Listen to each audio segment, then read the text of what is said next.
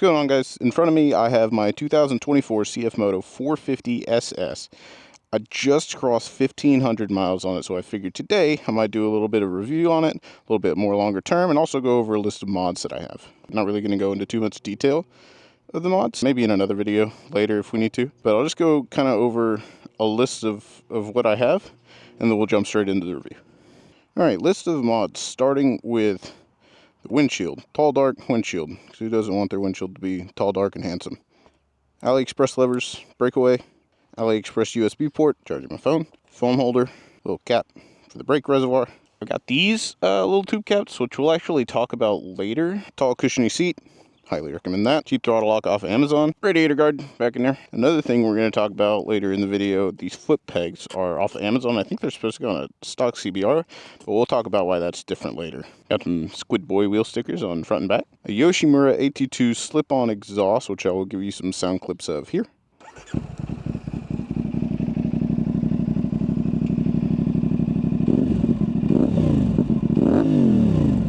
And last but not least, tail tidy with integrated turn signals. A little cheap one off AliExpress. So before we hop on the bike and go for a little ride and kind of go over some stuff with it, I did want to mention, obviously if you have the bike for a while, you're going to have to do an oil change or multiple at some point.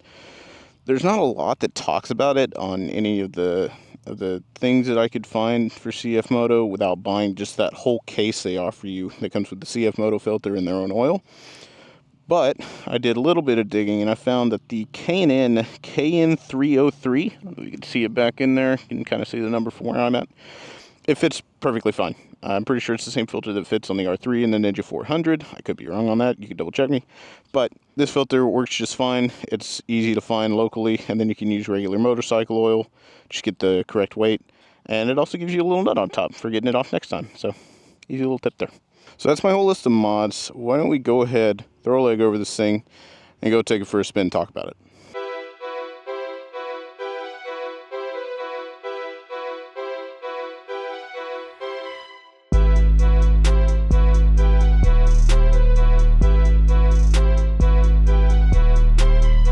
Alright guys, so getting out here on the bike, a few things that I want to talk about. I'm going to kind of go over a pros and cons list.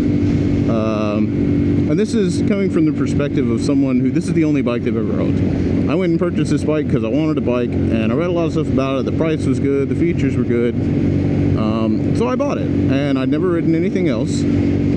So this is from the perspective of, are you going to enjoy this as a first bike, or maybe are you going to have some regrets or something like that.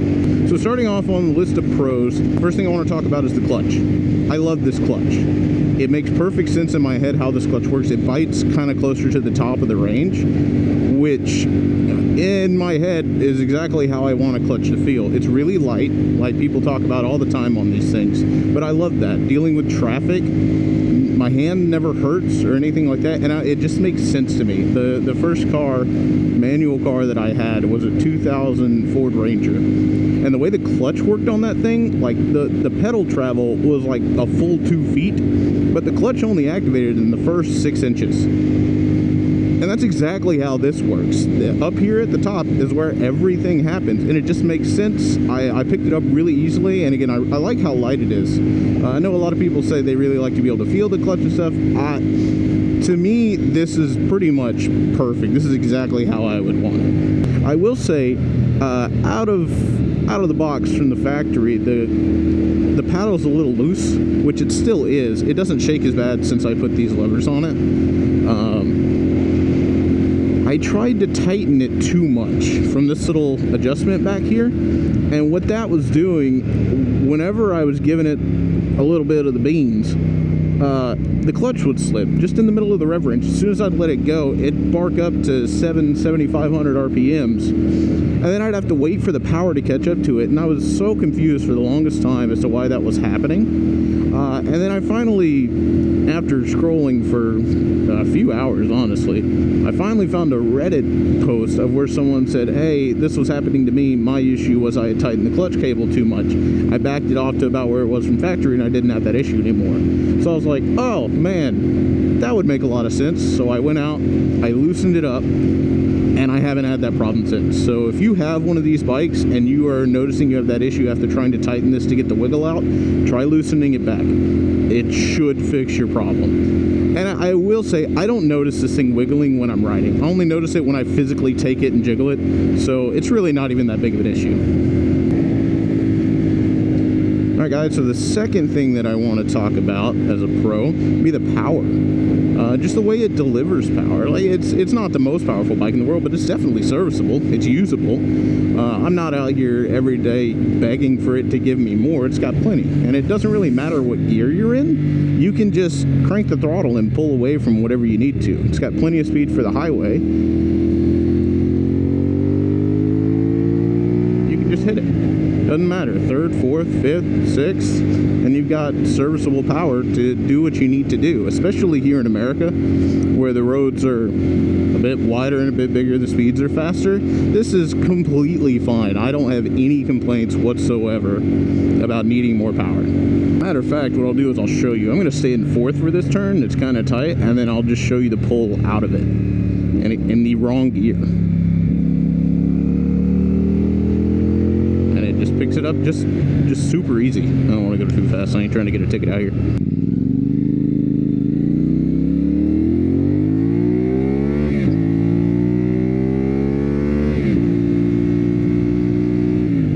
Okay, the next thing I want to talk about on the 2024 CFMOTO 450 SS that I really like, the features. I mean, obviously you've got the TFT screen, you've got the different dashes you can use. I've kind of stuck on this one. I think it's the one I like the most. But you know, you've got ABS, which in my experience, I'm not tracking this bike. I'm not a big track boy, but in my experience, I haven't hit the brakes hard enough to activate the ABS, and I've hit them pretty hard. So I feel like if you're having to hit them to break ABS, either you're doing some emergency braking and putting yourself in a bad situation, or you're on a track, which I'm not doing. So I have no complaints about that. I actually really like it. Other features that I really like about this bike, the Rider app that comes with it. Yes, the navigation's a little funky with it. They've updated it since the last couple of videos that I saw on it. So it's a little more accurate, and it does a little bit better job on the screen of telling you where to go. I can't say personally that I ever use it for navigation because my phone's right here. I can just pull it up and it gives you the map and all that. But what I do really like about the app is the fact that I can pull up my routes and it'll show me the entire route of which I went. It'll show me how fast I went. I don't know, it's just a cool feature to add to show people, because bikes are cool and you want to show people stuff about it. So it's just another thing you can show them, and I thought it was cool. Okay, the next thing on my list of pros for this bike, the comfort. It's a sport bike. It's not going to be the, oh, what's going on here?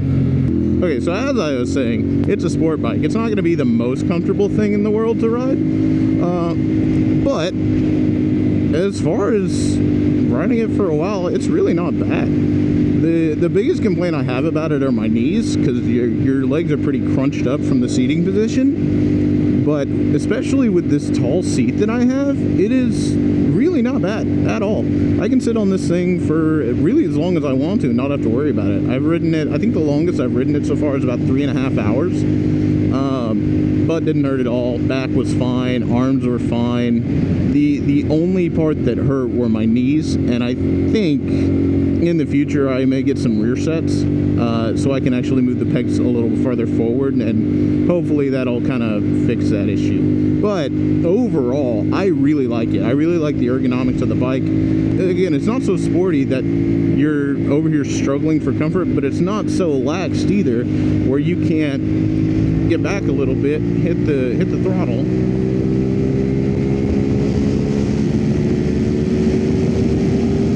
and have a little bit of fun with it.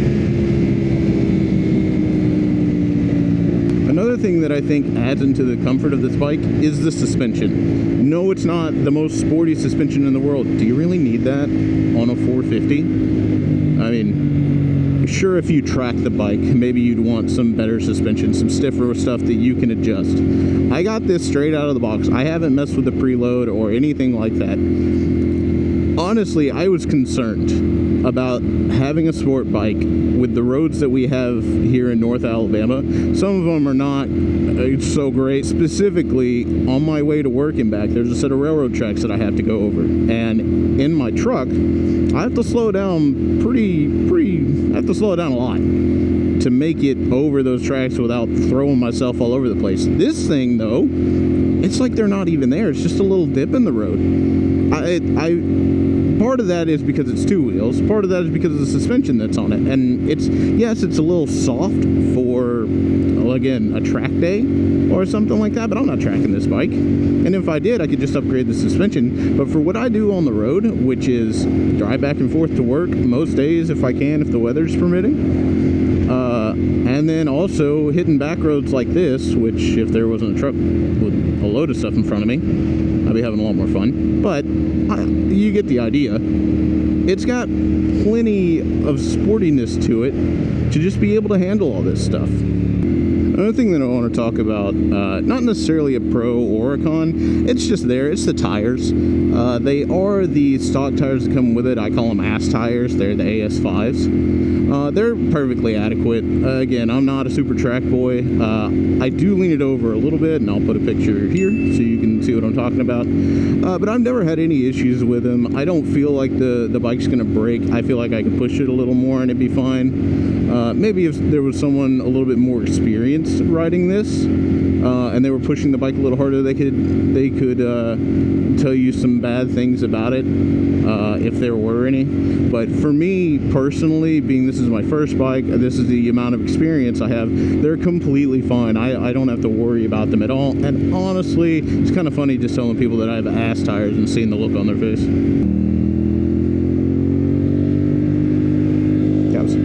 Alright, the next pro that I want to talk about for this bike, the brakes. If you've looked at anything about this bike, obviously you know it's got the Brembo package. They work really well. I've never had any issues with braking. Like I said before, I've never even hit them hard enough to reach the ABS, and they stopped me just fine. So I love these brakes. They've actually gotten me out of a couple of situations where I misjudged a turn, mainly at night because I was having a little too much fun. And they saved my ass. So big plus on the brakes. 10 out of 10 would hit again. Another thing, I'm not so inclined to put it on the pro list or the con list. It's just there. The mirrors, they're usable. I tend to do this little wiggle dance on them because I can't see behind me very well.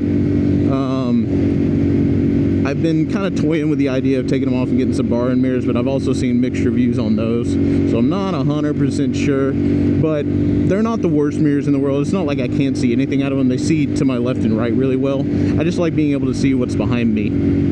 So maybe that's just me, but that is something to consider. Another thing that I love about this bike is just how lightweight it is, and I know a lot of the lower CC bikes are lightweight, and it's definitely not the lightest one, and the weight's a little bit higher up, but it's still, once it's moving, it's so light. Like, even one hand, I can just sit here and flick it back and forth with ease, not a worry, which means I can sit up a little bit straighter if my back does kind of want to hurt a little bit, and then not have to worry about it. Riding it with one hand, it's just completely fine.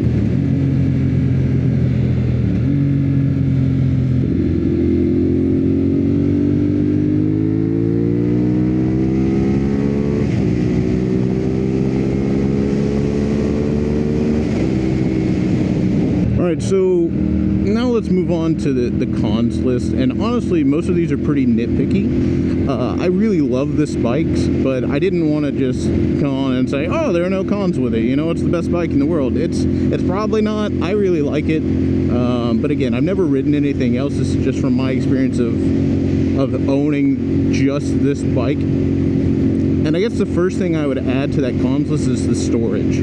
There is nothing behind this back seat. I know it's a sport bike. Again, you're not going to have a ton of storage. But you pop the back seat on this thing, and there's just no room for anything. You can't even fit registration back there. which, if you remember back to the close to the start of the video, I talked about the tube caps on the side there. That's actually where I keep my registration, and the whole reason I ordered those caps. I have a little mini M&M bottle that I rolled up my registration into, and I shoved it in there so I could keep it with me. The second thing that I would label as kind of a con, and this is out of spite really, is the stock foot pegs. When I got this bike, obviously you're doing everything you can to learn to ride. You know, you're kind of hobbling back and forth on it. You got both your feet down. And where we kept the bikes wasn't quite in the garage that we have now, but it was out in a little portable shed thing because that was the best thing we had at the time. And we had to back them in. And so obviously backing it in, you know, I'm sitting on the middle of the bike. I'm not standing on the side of it. I'm sitting on it because I enjoy having the bike and I enjoy sitting on it, and I'm trying to figure everything about it. So, and I'm backing it up, you know, pushing with my feet. And the stock pegs on this thing are like a little porcupine on the side for no reason. You do not need that much grip on your shoe. The ones that I have now are rubber, and they are perfectly fine. My feet have never slipped. So I don't understand why they thought they needed to put Sonic the Hedgehog on a foot peg to make sure you had some grip. Long story short, it caught my calf and completely destroyed it. Foot peg 1, calf 0. It hurt for a long time. So I immediately took them off, ordered the ones on Amazon, and I made them work. I had to drill out the foot peg that came a little bit because the little pin that goes through is thicker on this than it was those. But after doing that, they fit just fine, and I am very happy about those. This bike is just so light, I can just... And it's just so easy to turn over the other way, no effort at all. And again, these tires just hold.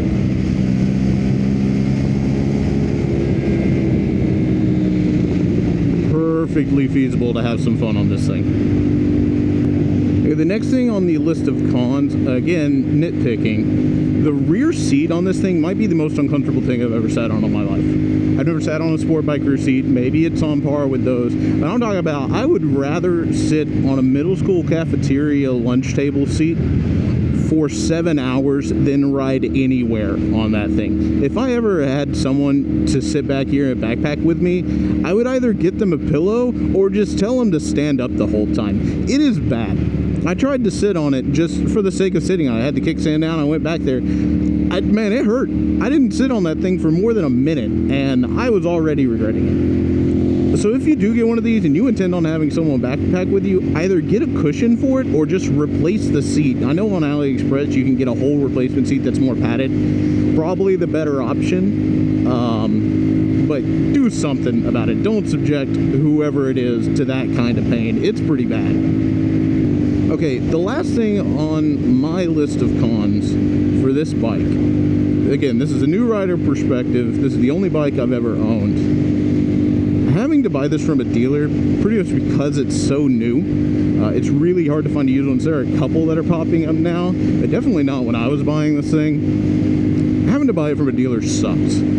That's a lot of extra money. And the dealer fees, the interest that you have to pay because it's on payments. When I went to buy this bike, I didn't just have, you know, cash laying around to go get it. But what I did have was the ability to afford the payments. And I really liked the bike and I really wanted it. So I went up and I got it. Do I regret my purchase? No, not at all whatsoever. I love this thing. Do I wish I just had enough cash to buy it outright? Yeah, absolutely. Not only for the normal financial reasons of it probably end up being cheaper, but honestly, I already kind of want to upgrade. But I'm tied into this thing, so if I upgrade, I pretty much have to go through that same dealership, which I might do anyway. I don't know if you guys have heard about this old 675 SS going out or not. That could be an option. But not having the ability to just, you know, go on Facebook Marketplace and buy one of these things, especially as a first bike. If you're looking for a first bike, just being able to go on Marketplace and buy a cheaper used motorcycle that you want to learn on, so much better than going through a dealer.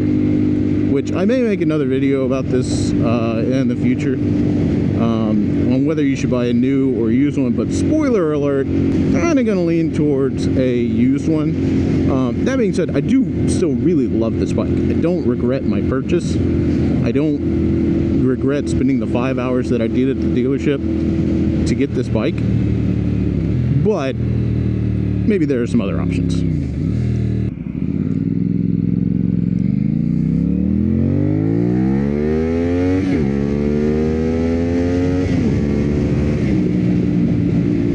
Okay, so bringing it back to the whole 1,500 mile review thing, I see on the odometer I've got 1,571. I had 1,500 when I rode to work today, and then obviously riding around. I really love this bike. I know no one really knows how the longevity of these things is going to be, especially with the newer one, the 675, that's going to have their own CFMOTO triple engine. But so far, I have had no complaints. I haven't had any issues with this thing whatsoever, other than the one I created by myself with the clutch. But the break-in was no issue. I haven't had any weird things to break. Everything works how it's supposed to. It's just been a really good bike, and I'd have a hard time not recommending it to someone, other than the fact that it's hard to find used. If you can find it used for about the same price as you would the other stuff, I would absolutely get it. No questions. Would I take it over a Ninja 400 or an R3? Yeah, I think so. The main reason being that exhaust. I didn't realize when I got this bike how important it was to be able to hear your exhaust so you would know when to shift and stuff, but let me tell you, it's pretty important. And yes, you can put straight pipes and stuff on the Ninja 400, the R3, things like that, but it doesn't sound like that. This thing sounds awesome. Now that I think about it, another thing you throw into the pros of this bike is the look.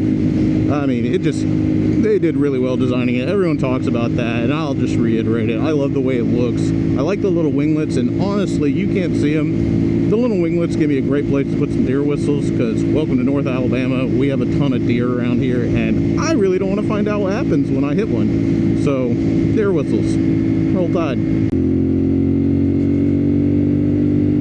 Again, just to reiterate, I don't have any regrets about buying this thing. I love it. I would highly recommend it. I know a lot of guys are still now, you can't buy a Chinese bike, it's got to be Japanese. Yeah, well, you know, ride one. Tell me what you think. I have no complaints. I love the way it looks. I love the way it sounds. I love the way it sits. Honestly, I could not have asked for a better beginner bike.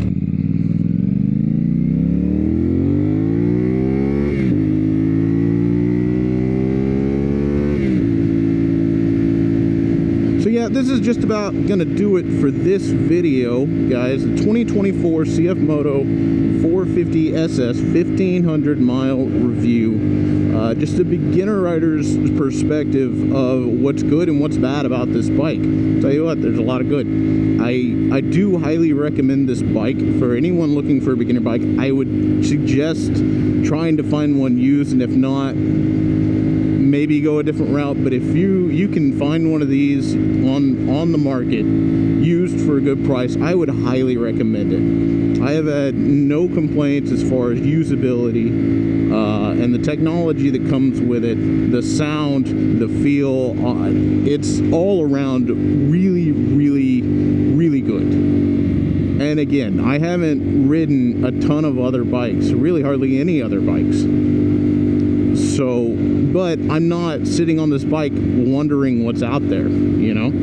I'm sitting on this bike enjoying the bike that I have and not wanting it to go away completely.